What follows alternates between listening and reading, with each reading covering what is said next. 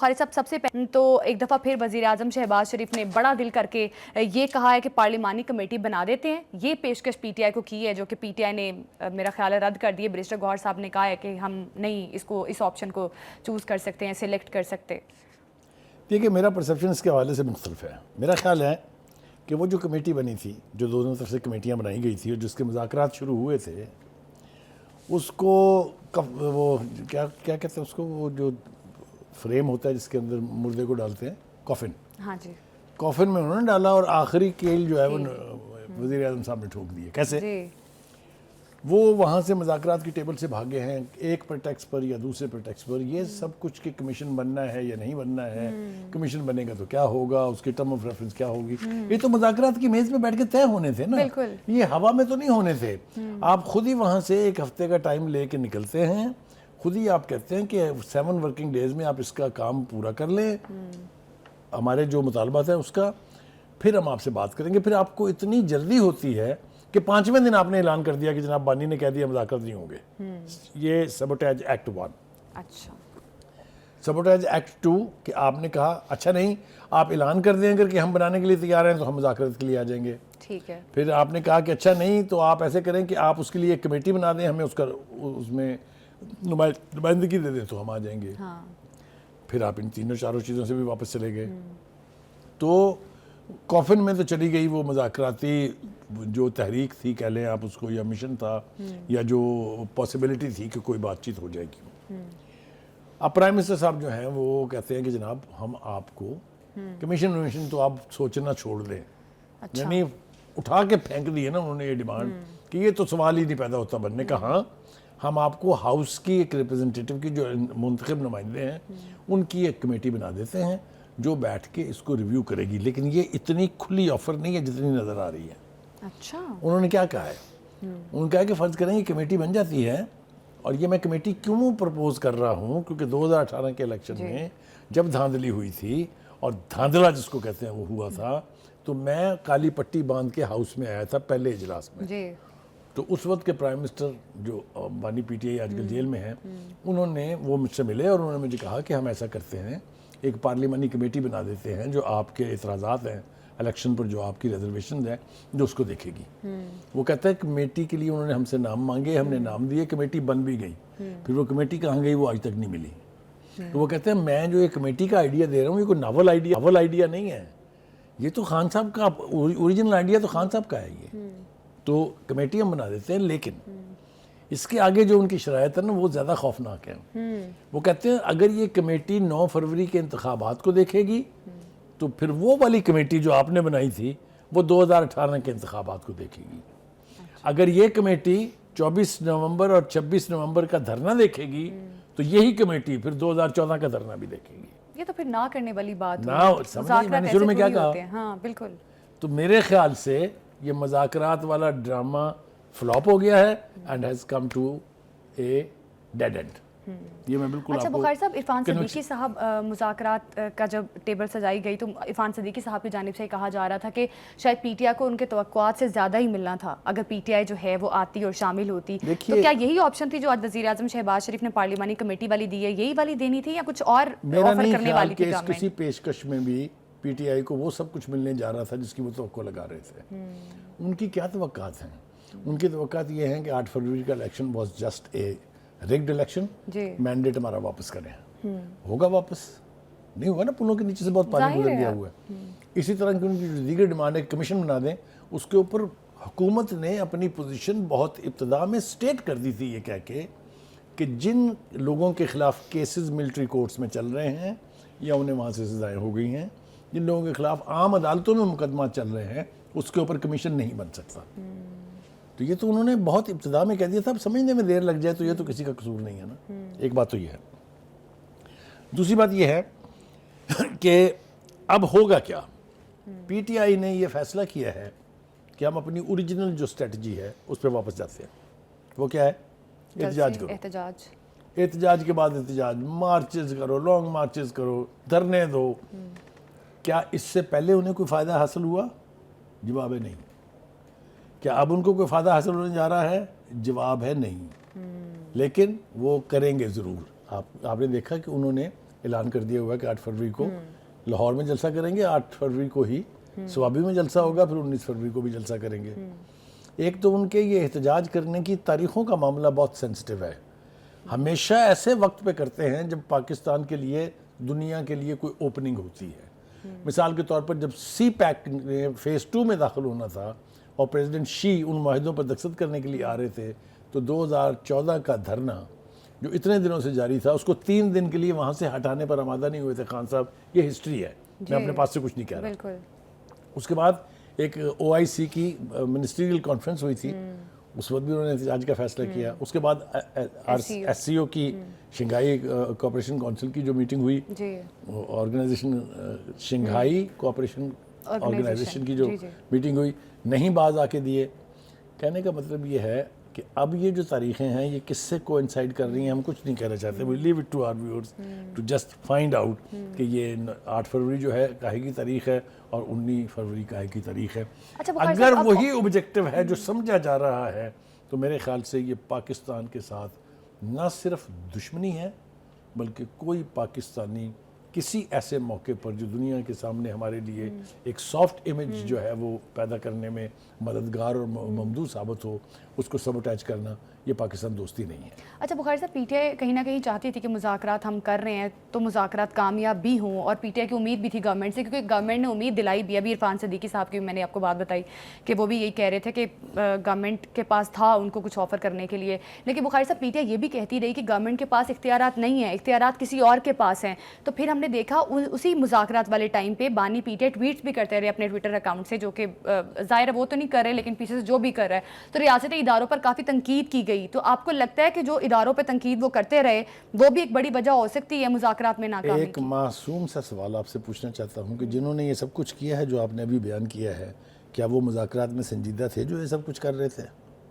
یہ سب کچھ تو مذاکرات کی کسی بھی پروسیس کو سبوٹیج کرنے کے مترادف ہے. آج ہی ہم بات کر رہے تھے کہ یہ پھر واپس جا رہے ہیں اسی اپنی پروٹیسٹ اسٹریٹجی پر. اچھا ٹھیک ہے, میں نے یہی بیان کرنا شروع کیا تھا نا, تو آپ نے مجھے آگے بڑھنے نہیں دیا. اب یہ ہے کہ اس کا کیا انجام کیا ہوگا اس نئی حکمت عملی کا. نئی تو نہیں ہے, یہ دوبارہ جو اپنائی جا رہی ہے حکمت عملی جو احتجاج والی ہے. دیکھیے 9 مئی اور 24 اور 26 نومبر نے بہت ساری چیزوں کی وضاحت بھی کر دی ہے اور بہت ساری چیزوں کو ایکسپوز بھی کر دیا ہے. 9 مئی میں جو لوگ پکڑے گئے تھے ان کے بارے میں پہلے تو یہ کہا گیا کہ یہ ہمارے ٹائیگرز ہیں, اگر آپ مجھے دوبارہ پکڑیں گے تو اس سے بھی بدتر کریں گے آپ کے ساتھ. یہ سٹیٹڈ پوزیشن ہے, میں اپنے پاس سے کچھ نہیں کہہ رہا. اس کے بعد یہ بھی سٹیٹڈ پوزیشن ہے کہ یہ تو ہمارے لوگ ہی نہیں ہیں. اس کے بعد یہ بھی سٹیٹڈ پوزیشن ہے کہ یہ تو ایجنسیوں کے لوگ تھے. اس کے بعد یہ بھی سٹیٹڈ پوزیشن ہے کہ یہ ہمارے لوگوں کو سزائیں کیوں دے دی ہیں. کہاں جاؤں میں, what do I do؟ ہوا اس کا جو نقصان ہوا ہے, مجھے تو کوئی نقصان نہیں ہے. اس کا نقصان یہ ہوا ہے کہ کیا اب وہ ورکر جس نے 9 مئی بھگت رہے ہیں, وہ ورکر جو گرفتار ہیں, جو 24 نومبر اور 26 نومبر بھگت رہے ہیں, کیا وہ ان کے کہنے پر اب دوبارہ باہر نکلیں گے؟ یہ تو بہت بڑا امتحان ہے اس وقت PTI کے لیے. ٹھیک ہے, لیکن بخاری صاحب PTI تبدیلیاں تو کر رہی ہیں نا, جس طرح سے جنید اکبر صاحب کو اب لگایا ہے, گنڈا پور صاحب کو ہٹا کے, تو PTI اپنی کوئی اسٹریٹجی اور حکمت عملی تو تبدیل کر رہی ہے کہ شاید آنے والے وقت میں شاید ان کے من پسند نتائج بھی مل جائیں جو وہ چاہتی ہے گورنمنٹ پہ پریشر کریٹ کرنا. دیکھیے جہاں تک احتجاجی سیاست کا تعلق ہے, میرا نہیں خیال کہ گنڈا پور سے کے علاوہ کوئی اور شخص وہ رزلٹس نکال سکتا ہے جو گنڈا پور صاحب نے نکال دیے ہیں ان کو. ایک تو یہ میں وثوق سے کہہ رہا ہوں اس لیے کہ جن ناموں کے ساتھ اب ٹوائے کیا جا رہا ہے, یہ چند دن پہلے تک تو لوگ یہ نام جانتے نہیں تھے, مجھے تو نہیں پتا تھا to be very honest. تو کہنے کا مطلب یہ ہے کہ will they be in a position to bring so many people کہ اس کا امپیکٹ بھی بنے اور حکومت بچ کر جائے. مجھے ایسا ہوتا دکھائی نہیں دیتا. میں نے بہت بڑی بڑی تحریکیں دیکھی ہوئی ہیں, میں کل بھی میں نے ان کا ذکر کیا تھا نام لے کے, میں آج بھی پھر وثوق سے کہہ رہا ہوں کہ تحریکیں جتنی دیر ہوتی جاتی ہے اتنی ہی ان کی اسٹرینتھ جو ہے وہ فزل آؤٹ ہوتی جا رہی ہے, کیونکہ جو یعنی پروٹیسٹ اسٹریٹجی ہے یہ وقتی طور پہ تو امپیکٹ بنا لیتی ہے لیکن لانگ لاسٹنگ نہیں ہوتی. کہ ہمارے ملک میں خاص طور سے ہم نے تحریکوں کا یہ انجام دیکھا ہے. آپ نے دیکھا چاہے وہ ریلیجیس پولیٹیکل پارٹیز جو تھی ان کی تحریکیں تھیں جنہوں نے دھرنے دیے, جو پیور ریلیجیس پارٹیز تھی ان کے دھرنے, پھر آر دے ناؤ. تو کہنے کا مطلب یہ ہے کہ اس سے کوئی خاطر خواہ نتیجہ برآمد ہوگا کہ نہیں ہوگا اس کے بارے میں ابھی کچھ نہیں کہا جا سکتا. لیکن اب ایک اور نئی بات جو آج ہم سن کے آئے ہیں وہ یہ ہے کہ جی اب وہ ایک گرینڈ نیشنل اپوزیشن الائنس بنانے جا رہے ہیں. پہلے بھی یہ کوشش ہوئی تھی, پہلے بھی اچک صاحب ان کے ساتھ آ گئے, اختر مینگل ان کے ساتھ آ گئے, ایم کیو ایم ان کے ساتھ حکومت میں پارٹنر تھی. ویئر آر دے؟ کہاں گئے وہ حکومت کے دور میں ان کو چھوڑ کے گئے تھے. پی ٹی آئی کی حکومت تھی جب ایم کیو ایم علیحدہ ہوئی, پی ٹی آئی کی حکومت تھی جب مینگل صاحب علیحدہ ہوئے. پھر اس کے بعد انہوں نے ایک اور پلٹا کھایا اور اچکزئی سے اور اختر مینگل سے کہا کہ لیڈ کیجئے جناب آپ. وہ جب وہ بات چیت کرنے لگے, اب اگر آپ نے پولیٹیکل ڈائلاگ انیشیٹ کرنا ہے تو بات تو سیاستدانوں سے ہی ہوگی نا, ظاہر ہے. لیکن اڈیالہ جیل سے سگنل آیا no talks with P P P, no talks with P M L N, گئی وہ بھی تاریخ. اب یہ جو الائنس بنانے جا رہے ہیں ان کا جو ٹارگٹ ہے غالباً وہ یہ ہے. اچھا, اس کے بعد ایک اور تجربہ ہوا مولانا فضل الرحمان صاحب والا جی 26ویں ترمیم کے تحت. کیا ہوا اس کا؟ ٹھیک ہے, ان سے تو ملاقات اب بھی انہوں نے کی ہے, تو یہ بھی اسی کا وہ اب اسی گرینڈ اپوزیشن الائنس بنانے کے چکر میں اب وہ جن جن پارٹیوں کو کوشش کریں گے ساتھ ملانے کی, ان میں obviously مولانا فضل الرحمان کی جمعیت علماء اسلام, جے یو آئی جو ہے سر فہرست ہے. اس کے بعد اختر مینگل صاحب ہیں جن کی ریپرزنٹیشن ہے نیشنل اسمبلی میں بھی, سینٹ میں بھی. وہ ہے Balochistan national party B N P. اس کے بعد محمود اچکزئی صاحب کی پختونخوا ملی عوامی پارٹی جو ہے پی این اے پی وہ ہے. پھر پیر پگاڑا صاحب جو سندھ میں تو بیسڈ ہے لیکن Grand National Alliance G D A جو ہے جی اس کو بھی کوشش کریں گے. اور احمد ولی خان صاحب کی پارٹی عوامی نیشنل پارٹی جو ہے اے این پی, اس کو بھی کوشش کی جائے گی, اس لیے کہ وہ بھی تھوڑے سے کچھ دیر پہلے تک نالاں دکھائی دیے تھے پی ایم ایل این سے. بالکل. ہیونگ سیڈ دیٹ, اب دیکھنا یہ ہے کہ کیا اس میں وہ کامیاب ہوتے ہیں. لیکن یہ فرض کیجیے سارے مل بھی جائیں, جلسے کامیاب ہو سکتے ہیں, اچھا پریشر بلڈ ہو سکتا ہے, حکومت کو نہیں گرا سکتے ہیں. بلڈ ہوگا تو پھر حکومت کے لیے مشکلات تو پیدا ہو مشکلات ضرور ہوں گی, جیسا میں نے کہا کہ ان پریشر کو تھوڑی بلڈ اپ ہوگا پولیٹیکل سپیس مزید مل سکتی ہے, اور سپیس ان کو یقینی طور پہ ملے گی. لیکن کچھ چیزیں پہلے کے مقابلے میں اب نہیں ہیں. مثال کے طور پر جب انہوں نے ایجیٹیشنل پالیٹکس کی تھی تو عدالتوں سے اور خاص طور سے اعلیٰ عدلیہ سے ان کو جس قسم کی سہولت کاری ملی میسر آئی, اب وہ سہولت کاری نہیں ہے. دوسری سب سے بڑی وجہ یہ تھی کہ جب انہوں نے وہ سب کچھ کیا تھا تب دا پاور دیٹ بھی ان سے ان کی کٹی نہیں ہوئی تھی. اب تو ان سے کٹی ہے نا. پہلے فیز میں جب انہوں نے ایجیٹیشنل پالیٹکس کی, جو وزیر آباد کا لانگ مارچ تھا, جو اسلام آباد کا دھرنا تھا, یہ سارے اس وقت تھے جب ان کے ساتھ اسٹیبلشمنٹ تھی. ہم نے ایک پروگرام میں پہلے بھی کہا تھا, میں آج پھر کہہ رہا ہوں کہ جب تک حکومت اور اسٹیبلشمنٹ کی آپس میں کٹی نہیں ہوتی تب تک اس حکومت کو گرانا کین بی اینی باڈیز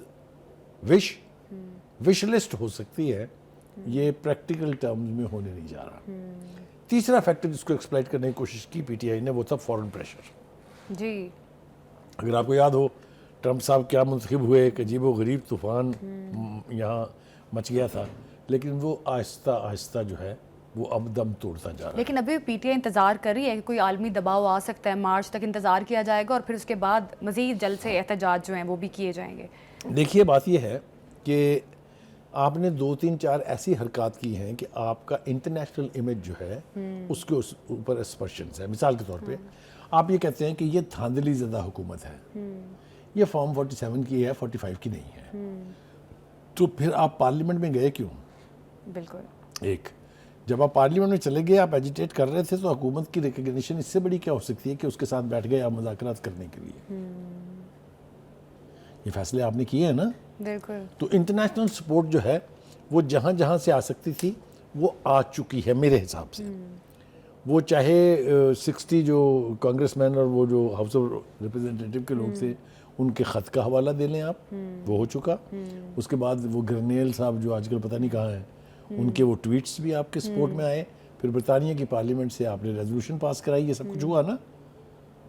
تو یہ سب کچھ کے باوجود آپ وہیں کھڑے ہیں جہاں سے آپ نے سفر کا آغاز کیا تھا. That is how I see this situation today.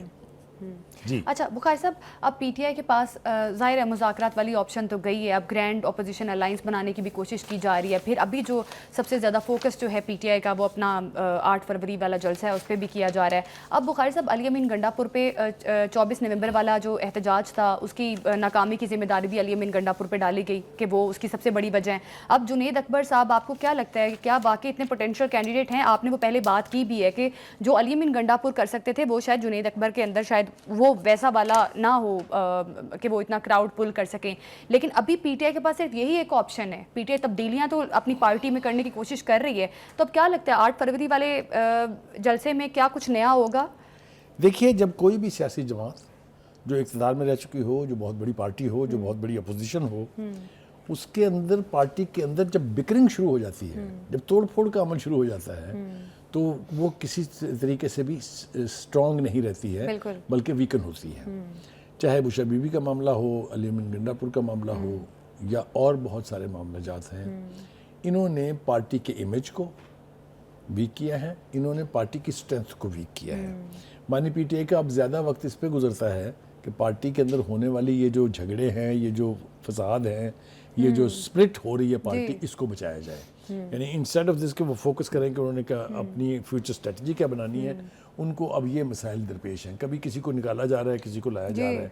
یہ سب کچھ مل ملا کے پارٹی کے امپیکٹ کو ویکن کرتے ہیں. آئی ہوپ کہ بانی پی ٹی آئی ریئلائزز دس، اور ان کو ایک کلی طور پر شٹ اپ کال دینی چاہیے کسی بھی ایسے بندے کو جو پارٹی کے اندر اختلاف کی بات کرے یا اختلاف کا باعث ہو. ایسا نہیں ہو رہا ہے. ہم نے بہت سی مثالیں اس کی دیکھی ہیں. کبھی شیر افضل مرود بہت ان ہو جاتے ہیں، کبھی ان کو جیل میں داخل ہونے سے روک دیا جاتا ہے، کبھی علی امین گنڈا پور از دا اونلی ٹرسٹ وردی پرسن، کبھی ان سے صدارت چھین لی جاتی ہے. تو یہ سارا کچھ ہمارے سامنے ہو رہا ہے، اور اس سے حکومت تو مدد لے رہی ہے نا. ان کا تو خیال یہ ہے کہ جی پارٹی ویک ہو رہی ہے. تو صاحب، پہلے پی ٹی آئی کہہ رہی تھی کہ ہم سول نافرمانی کی تحریک جو ہے وہ جاری رکھیں گے آگے جا کے اگر مذاکرات ناکام ہوتے ہیں. اب انہوں نے اپنے جلسے اور احتجاج کی تیاریاں شروع کر دی ہیں. تو اب بخاری صاحب کیا لگتا ہے پی ٹی آئی کا جو ایک حکمت عملی ہے اس میں پی ٹی آئی اس طرح سے کلیئر نہیں ہے جس طرح سے ہونا چاہیے؟ یہ تو آپ بات ٹھیک کر رہی ہیں. دیکھیے، میں آپ کو سول نافرمانی کے حوالے سے ایک بات کہتا چلوں. انہوں نے اپنے ورکرز کو باہر کہا تھا کہ آپ گھر پیسے بھیجنے بند کر دیں. تو کیا ہوا؟ کچھ بھی نہیں ہوا. اسٹیٹ بینک کے فگرز کہتے ہیں کہ 32.4% ترسیلات بڑھ گئی ہیں. تو یہ ناکامی ہے نا، آپ کی خواہش پوری نہیں ہو رہی. اس سے پہلے آپ نے جو 2014 کا دھرنا تھا اس میں بھی سول نافرمانی کر کے بل کو آگ لگائی تھی. اس کا بھی کوئی فائدہ نہیں ہوا. تو اب پی ٹی آئی کہہ رہی ہے کہ ہم سڑکوں پر آئیں گے. اگر ہم سڑکوں پر آ جاتے ہیں تو پھر ہم جو ہے وہ واپس نہیں آئیں گے. تو پی ٹی آئی کی جانب سے یہ بھی ایکسپیکٹ کیا جا رہا ہے کہ پی ٹی آئی ایسا کچھ کرنے والی ہے کہ احتجاج کرتے ہیں تو پھر احتجاج ہی ہوں گے آگے جا کے. عمل کی روشنی میں دیکھیں، کیا یہ نہیں کہا تھا پی ٹی آئی نے کہ اس دفعہ اسلام آباد آئیں گے تو پھر واپس کون جائیں گے؟ لاشیں جائیں گی اور ہمارے گھر والے ہماری فاتحہ پڑھ لیں. بھاگتے ہوئے کتنی دیر لگائی انہوں نے، وہ تو آپ کو یاد ہوگا، منظر ویڈیوز پر ہے نا سارے. تو یہ اس طرح کی جو فڑ بازی کرتے ہیں نا اس کو پنجابی زبان میں، یا مطلب بغیر سوچے سمجھے بیان دینا، اس سے کچھ نہیں ہونے والا. اور حکومت چونکہ وقت گزرنے کے ساتھ ساتھ دیکھ رہی ہے کہ ان کی اسٹرینتھ بڑھنے کی بجائے کم ہو رہی ہے، وہ اور شیر ہو رہے ہیں. اپنی ان ایکشن سے، اس طرح کی پارٹی کے اندر کی بکرنگ سے حکومت جو ہے وہ اپنے آپ کو مضبوط فیل کر رہی ہے. بالکل بخاری صاحب، ایک تو جماعت کے اندر اتنے چیلنجز ہیں، ساتھ ہی ساتھ قانونی چیلنجز کا بھی سامنا ہے. جس طرح سے آج شہزاد اکبر صاحب، فرش گوگی صاحبہ کو بھی ان کے پاسپورٹ منسوخ کر دیے گئے ہیں 190 ملین پاؤنڈ کیس میں. وہ شاید اب اتنا فرق ان کو نہیں پڑے گا، اس لیے کہ انہوں نے وہاں کے پی کے میں ایک نئی فرق گوگی ایجاد کر لی ہے. اور اسی طریقے سے کوئی بھی، اب آپ کو پتہ ہے، بتا دینا، آپ نے ضرور پوچھا، مثال یوسف زئی اور کون ہے. اچھا. اور اسی طریقے سے وہاں پر وہاں کا چیف منسٹر کہہ رہا ہے کہ ٹرانسفر اور پوسٹنگ ہو رہی ہے، اور میں نے پتہ ہی نہیں، میرا کوئی تعلق نہیں ہے جی ان سے. کون کروا رہا ہے، کیسے کروا رہا ہے، وہ پنجاب کا ماڈل موجود ہے. اب اس کو ریکال کریں گے ہم تو پھر ہمارے اوپر الزام آئے گا. تو اس لیے لیکن یہ جو پاسپورٹ منسوخ کرنے والی بات ہے، I think this is with in the spirit of law. انہوں نے وہ کھلواڑ کیے ہوئے ہیں یہاں پر جس کا کوئی حساب نہیں ہے. چاہے وہ 190 ملین پاؤنڈ کا کیس ہے، چاہے وہ پنجاب کے اندر ہونے والی کرپشن ہے، چاہے وہ جو پوسٹیں بکا کرتی تھی یہاں پر، جس طرح منڈی میں فروٹ بکتا ہے، وہ سارے کچھ کے ذمہ دار کو واپس آ کے حساب تو دینا ہوگا. بالکل. اور اب مجھے یہ سمجھ میں نہیں آتی کہ جب پاکستان گورنمنٹ نے ان کے پاسپورٹ کینسل کر دیے تو how will they stay abroad? بالکل. They will have to come back, they should be brought back. تو یہ سب کچھ جو ہے منظرنامہ ہمارے سامنے ہے. دوسرا آپ نے بتا دیا ہے, ہم ایک دفعہ ناظرین کو اور اپڈیٹ کر دیتے ہیں کہ وہ جو کمیٹی مذاکرات کر رہی تھی حکومت کے ساتھ, اسی کمیٹی کو اب بانی پی ٹی آئی نے کوآرڈینیشن کمیٹی یعنی رابطہ کمیٹی میں کنورٹ کر دیا ہے تاکہ وہ اپوزیشن کی پارٹیوں کے ساتھ جو ہے. بالکل, میرا خیال ہے پی ٹی آئی جو ہے وہ کوشش کر رہی ہے مختلف قسم کی اسٹریٹجیز اپنا کے پارٹی میں سپلٹ جو ہے اس کو ختم کرنے کی, اور پی ٹی آئی اپنے لیے متبادل راستے بھی ڈھونڈ رہی ہے. اب دیکھنا یہ ہے کہ پی ٹی آئی کو آگے جا کے کن چیلنجز کا سامنا کرنا پڑتا ہے.